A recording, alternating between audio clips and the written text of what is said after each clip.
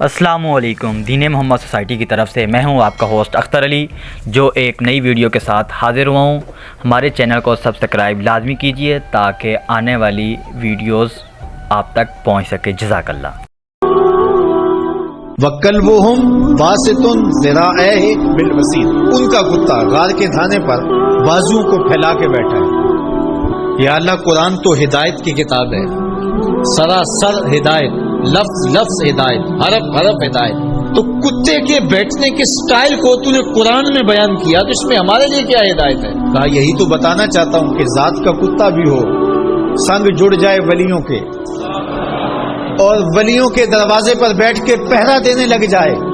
اور کسی کام آ جائے مشت خاک، تو وہ کتا اتنا قابل ذکر ہو جاتا ہے کہ اس کے بیٹھنے کے سٹائل کو رب رب ہو کے بیان کرتا ہے۔ تو کہا تم تو انسان ہو، اگر تم محمد عربی کے در کے نوکر بن جاؤ تو کیا عزتیں دوں گا تمہیں، کیا شانیں تمہیں نصیب ہوں گی۔ تو یہاں یہ دیکھا جاتا ہے کہ ان کی راہوں کے کام کون آتا ہے، ان کے راستے کا مسافر کون ہے، ان کے دین کے لیے اپنے آپ کو پیش کون کرتا ہے، ان کی خدمت اور نوکری کے لیے اپنی مشت خاک کو ان کی راہوں میں بچھاتا کون ہے۔ اور اگر ہم ساری زندگی اپنی خواہش سے گزار دیں اور ان کے دین کے لیے ہم نے کچھ نہ کیا ہو، تو پھر ہم دیکھیں کہ ہم کھڑے کہاں ہیں۔ اقدس تیرے پاؤں میں نہ کوئی کانٹا نہ کوئی زخم، پھر کیوں ہاتھ میں پرچم اسلام لیا تھا۔ اللہ تعالیٰ جل شانہ کی نعمتیں، اس کی کرم نوازی ہمارے اوپر پہم برسیں، لیکن ہم اس کے شکر گزار بندے نہ ہوں، نماز پڑھنا ہمارے لیے بوجھل بن جائے۔ تو کہا پھر گھوڑے اچھے ہیں، وہ اللہ کی راہ میں چلتے تو ہیں، کام تو آتے ہیں۔ وَإِنَّ الْإِنسَانَ لِرَبِّهِ لَكَنُودٌ، بے شک انسان اپنے رب کا ناشکر ہے۔ اس زمین کو ارض کنود کہتے ہیں کہ جہاں کچھ نہ اگتا ہو، بنجر زمین، جہاں نہ سبزہ اگتا ہو کہ جانور چارہ کھا سکیں، نہ کوئی درخت اگتا ہو جس سے کوئی سایہ لیا جا سکے، نہ کوئی ایسا درخت اگتا ہو جس سے کوئی پھل حاصل کیا جا سکے، نہ شجرے سایہ دار دیتی ہو جو زمین، نہ شجرے پھلدار دیتی ہو جو زمین، نہ کسی جانور کے چارے کی ضرورت کو پیش کرتی ہو جو زمین، اس کو کہتے ہیں ارض کنود۔ وہ بنجر شخص جو انسانیت کے لیے نفع بخش نہیں ہے، لوگوں کے لیے خیر کا سبب نہیں ہے، انسانیت کے لیے نافع نہیں ہے اس کا وجود، تو وہ کنود ہے، وہ کسی کام کا نہیں ہے، وہ بنجر ہے۔ اللہ کہتا ہے اس بنجر انسان سے میرے محبوب کے غلاموں کے گھوڑے اچھے ہیں۔ اصحاب کہف کی غار کے دروازے پر بیٹھا ہوا کتا اچھا ہے، تو ہمیں پسند ہیں جو اس کے راستے میں کام آتے ہیں۔ میں اور آپ دیکھیں کہ ہم کہیں بنجر تو نہیں ہیں، ہم انسانیت کے لیے نافع ہیں، یا ہمارا وجود اس دھرتی کے لیے بوجھ ہے، ہم لوگوں کے لیے ضرر کا سبب ہے۔ جہاں سے گزرے لوگ تکلیف محسوس کرتے، کبھی کسی کی غیبت کی،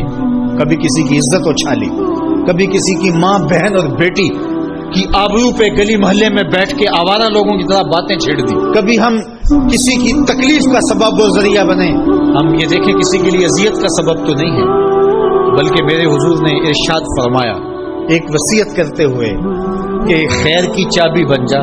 شر کا تالا بن جا، تیرے وجود کی وجہ سے خیر پھوٹے، جدھر سے گزرتا جائے روشنیاں پھیلتی چلی جائیں، نور بانٹتا جائے، انسانیت کے لیے نفع بخش ہو تیرا وجود، نہ یہ کہ تیرا وجود لوگوں کے لیے اذیت کا ذریعہ ہو، حتیٰ کہ تیرے لیے کسی کی زبان سے خیر کے کلمے نہ نکلیں۔ ایسے لوگ کتنے ہیں کہ جب وہ مر بھی جاتے ہیں تو ان کے لیے لفظ ڈھونڈنے پڑتے ہیں، تو بعض لوگ لفظ ڈھونڈ ڈھونڈ کے کہتے ہیں اچھا ساڑھے نال تے چنگائی سی، اس کا مطلب یہ اس نے لوگوں کی ناک میں دم کر رکھا تھا،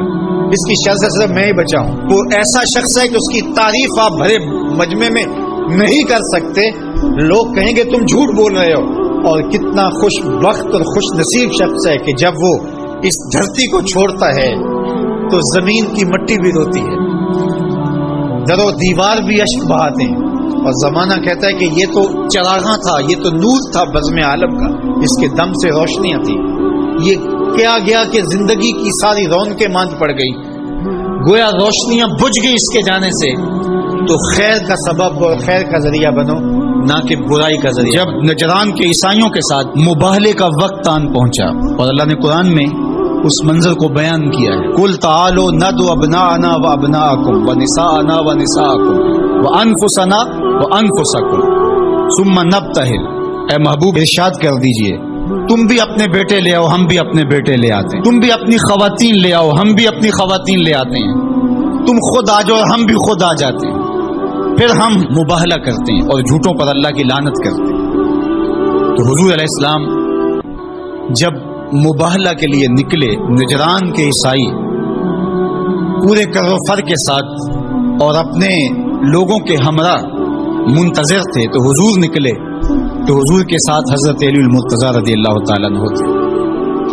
آقا کریم کے ساتھ حسنین کریمین تھے اور سیدہ فاطمہ رضی اللہ تعالیٰ عنہا تھی۔ اس طرح کہ حضور نے حسنین کریمین کے ہاتھ تھامے ہوئے تھے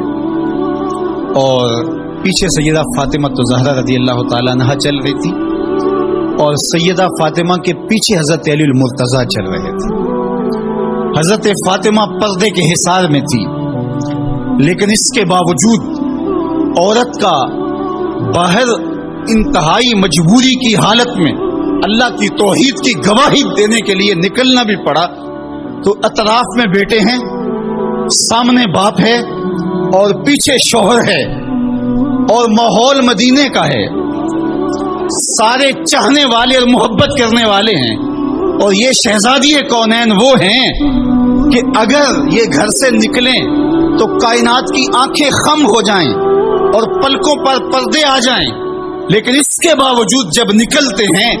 بلکہ میں نے کہیں پڑھا کہ آپ کے قدموں کے نشان پر حضرت علی المرتضیٰ رضی اللہ تعالیٰ عنہ قدم رکھتے کہ قدموں کا نشان بھی باقی نہ بچے۔ عورت کو گھر سے نکلنے کے لیے یہ ایک ضابطہ دیا کہ بامر مجبوری عورت کو گھر سے نکلنا بھی پڑے تو اس کو اپنے محرم کے ساتھ کس احتیاط سے نکلنا پڑے گا۔ اللہ اکبر! یہ ملکوتی قافلہ، یہ تقدس مآب قافلہ جو 5 نفوس پر مشتمل تھا، جس پر میرے حضور نے ارشاد فرمایا اللہم ہؤلاء اہلی، اللہ یہ ہیں میرے اہل، یہ ہیں میرے گھر والے۔ اللہ اکبر! میری کل کائنات یہ ہے، اور آج تیری توحید کی گواہی کے لیے، سچائی کی گواہی کے لیے، مباہلے کے لیے لے کر کے پیش ہو رہا ہوں۔ اللہ اکبر! اب جب مباہلے کا وقت آیا اور ان لوگوں کو دیکھا تو ان کا جو بڑا پادری تھا اس نے اپنے سارے پادریوں کو مخاطب کر کے کہا واللہ میں وہ چہرے دیکھ رہا ہوں، اگر یہ کہیں کہ یہ پہاڑ یہاں سے اٹھ کے ادھر ہو جائے تو سرک کے پہاڑ ادھر ہو جائے گا، اور اگر تم نے ان سے مباہلہ کر لیا تو میں یہ یقین رکھتا ہوں کہ کوئی عیسائی باقی نہیں رہے گا، اور اگر اپنی بقا چاہتے ہو تو پھر راستہ بدل لو اور پتلی گلی سے نکل جاؤ۔ اور وہ بھاگ گئے، کیوں کہ یہ وہ تقدس مآب چہرے ہیں کہ اگر یہ پہاڑ کو کہیں اپنی جگہ سے ہٹ جا تو پہاڑ بھی ہٹ جائے گا، ہمالیہ بھی اپنی جگہ سے سرک جائے گا، اور انہوں نے اگر بد دعا بول دی تو تمہارا نشان نہیں رہے گا اور تمہاری نسل باقی نہیں رہے گی۔ میرے ان جملوں پر اور میری اس گفتگو پر تھوڑی دیر ٹھہر جائیں۔ انہوں نے کہا کہ اگر انہوں نے بد دعا بول دی تو کوئی عیسائی موجود نہیں رہے گا، اور انہوں نے آل رسول کا حیا کرتے ہوئے مباہلے سے پسپائی اختیار کر لی۔ آج دنیا کے جس خطے میں بھی آپ چلے جائیں، آپ کو جیسے بھی عیسائی ضرور ملیں گے، ان کا مذہب جس صورت میں بھی ہے بہرحال موجود ملے گا، لیکن جنہوں نے حیا نہیں کیا اس یزید کی نسل آپ کو کہیں بھی نہیں ملے گی، اس شمر کی اولاد آپ کو کہیں نہیں ملے گی، ابن زیاد کی نسل آپ کو کہیں نہیں ملے گی۔ میں نے تو دنیا گھومی ہے، مجھے آج تک کوئی شخص نہیں ملا جس نے کہا میں یزید کی اولاد سے، آج تک کوئی شخص نہیں ملا جس نے کہا کہ میں اتنی پشتوں میں جا کے خولی سے ملتا ہوں، کسی نے یہ نہیں کہا کہ میں شمر کے نسب سے تعلق رکھتا ہوں، لیکن کائنات کے جس کونے میں گیا ہوں کسی نے کہا میں موسیٰ کاظم کی اولاد سے ہوں، کسی نے کہا میں جعفر صادق کی اولاد سے ہوں، کسی نے کہا میں امام علی رضا کی اولاد سے ہوں، میں حسنی سید ہوں، میں حسینی سید ہوں۔ تو یار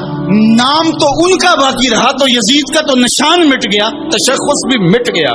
اور حسین کے روزے پہ آج بھی جھنڈے جھولتے دکھائی دیتے۔ فخر کا دل میں دریچہ باز کرنا چاہیے، جن کا تو آقا ہے ان کو ناز کرنا چاہیے۔ ہمارے لیے فخر ہے کہ ہم حسینی ہیں، حسینی ہونا اعزاز ہے، حضور کی آل کی محبت اور ان کی ولا یہ ہمارے سینوں کا اجالا ہے، یہ باطن کی روشنی ہے۔ اقبال کہتا ہے کہ آج اگر آپ میرے اندر ایمان کی حرارت دیکھتے ہیں اور اسلام کا حقیقی فلسفہ اگر میرے نوکے قلم سے ٹپکتا ہوا دیکھتے ہیں تو یہ نور، یہ اجالے اور یہ روشنیاں مجھے نصیب کس چوکھٹ سے ہوئی؟ از ولائے دودھ مانش زندہ ہم، میرے باطن کی حرارت اور توانائی کا سبب یہ ہے کہ میں حضور کی اولاد سے پیار کرتا ہوں۔ اللہ اکبر۔ در جہاں مثل گوہر تابندہ ہم، کہا کہ یہ عکس جمال رسالت معاب اور پھر عکس